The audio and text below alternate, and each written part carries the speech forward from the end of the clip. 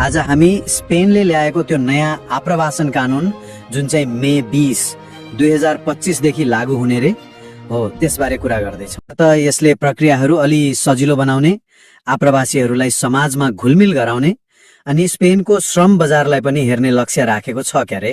हो एकदम।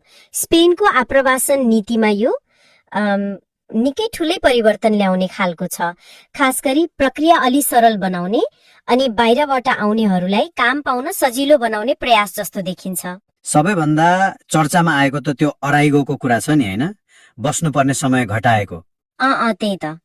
3 वर्षबाट घटाएर 2 वर्षमा झर्दा त धेरैलाई सजिलो होला नि। निश्चय नै यो ठूलो राहत हो।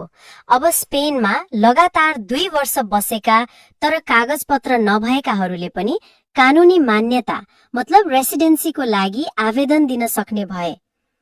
यसले त धेरै नेपालीहरूलाई खै चाँडै कानूनी स्थिति पाउन बाटो खुल्छ। ए हो र? तर एउटा कुरा के छ भने त्यो आवेदन दिन मात्रै भएर भएन। सामाजिक रूपमा घुलमिल भएको प्रमाण देखाउनु पर्ने वा कम्तीमा तोकिएको तलब भएको जागिर छ भनेर देखाउनु पर्ने शर्तहरू पनि हुन सक्छन्। त्यो चाहिँ अलि चुनौतीपूर्ण हुन सक्छ है। त्यो त हो। अनि काम गर्ने अनुमति, वर्क पर्मिटको कुरा नि, त्यसमा पनि केही सहज बनाएको छ रे? हो, त्यसमा पनि छ। सुरुको अनुमति 1 वर्षको हुने अनि नवीकरण गर्दा एकैचोटि 4 वर्षको।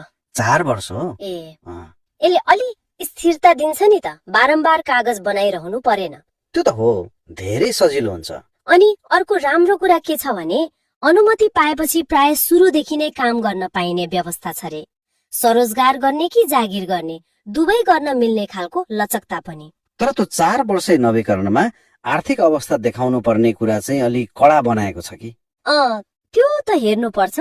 स्रोतहरूले के भन्छन् भने लामो अवधिको नवीकरणले स्थिरता बढाउने नै लक्ष्य हो। आर्थिक स्थितिको प्रमाण त चाहिन्छ नै, होइन? तर पहिले भन्दा कडा नै बनाएको भन्ने चाहिँ त्यस्तो स्पष्ट छैन। व्यवहारमा लागू हुँदा थाहा होला। ए ल, अब विद्यार्थीहरूको लागि पनि त राम्रो खबर छ जस्तो लाग्यो मलाई। विद्यार्थीलाई त झन् राम्रो। त्यो भिसा पुरै पढाइ अवधिसम्म मान्य हुने अनि हप्तामा 30 घण्टा काम पनि गर्न पाउने रे। हो नि, यो त निकै राम्रो भयो। पहिले वार्षिक नवीकरण गर्नु पर्थ्यो, त्यो झन्झट हट्यो। अनि पढ्दा पढ्दै हप्ताको 30 घण्टा काम गर्न पाउनु भनेको त आर्थिक रूपमा नि धेरै सहयोग पुग्छ। अनि अर्को कुरा, पढाइ सकेपछि स्पेन नछोडी सिधै वर्क पर्मिटमा जान पाइने रे? त्यो पनि एकदम महत्त्वपूर्ण छ।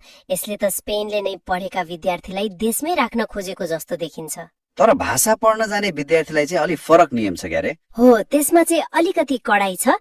भाषा विद्यार्थी कम्तीमा 18 वर्षको हुनु पर्यो अनि उनीहरूले चाहिँ पढाइ सकेपछि वर्क पर्मिटमा परिवर्तन गर्न नपाउने भन्ने छ।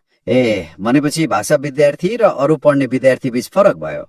स्पष्ट फरक छुट्याएको छ। अर्को फ्यामिली रियुनिफिकेसन, पारिवारिक पुनर्मिलनमा पनि सहज बनाएको छ भन्छन् नि? हो, त्यसमा पनि छ। त्यो आश्रित छोराछोरीको उमेरको हद पहिले 18 थियो क्यारे, अहिले 26 वर्ष पुर्याइएको छ। 26 वर्ष?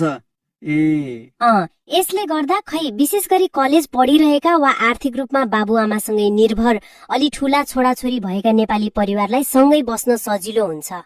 यो त एकदम राम्रो भयो। अनि त्यो जागिर खोज्ने भिसा नि, त्यो पनि त अवधि बढाएको हो? हो, त्यो पनि राम्रो परिवर्तन हो। पहिले 3 महिना मात्रै हुन्थ्यो जागिर खोज्न, अब बढाएर 1 वर्ष बनाएको छ। 1 वर्ष? यसले गर्दा स्पेनमै पढेर सकेका वा बाहिरबाट आउने दक्ष नेपालीहरूलाई आफ्नो योग्यता अनुसारको राम्रो काम खोज्न अलि बढी समय मिल्यो। स्पेनले अहिले कुन क्षेत्रमा बढी कामदार खोजिरहेको छ होला? खै स्रोतहरूले त स्वास्थ्य सेवा अनि त्यो आइटी प्रविधि जस्ता क्षेत्रमा कामदारको माग बढी छ भन्छन्। प्रक्रियाहरू पनि छिटो बनाउने भनेको छ नि, डिजिटल गर्ने रे। कतिको होला त्यो? लक्ष्य त त्यही हो, सबै डिजिटल बनाउने अनि 3 देखि 6 महिनाभित्र निर्णय दिने भन्ने। 3 देखि 6 महिना त निकै छिटो हो है? हो, महत्वाकांक्षी लक्ष्य हो। अब प्रशासनिक क्षमताले कतिको भ्याउँछ त्यो हेर्नुपर्छ, किनभने आवेदन त पक्कै बढ्छ नि, होइन? त्यो त हो। तर अर्को कुरा, त्यो गोल्डन भिसा चाहिँ बन्द गर्यो रे नि, अप्रिल 3 देखि नै। हो त्यो बन्द भइसक्यो।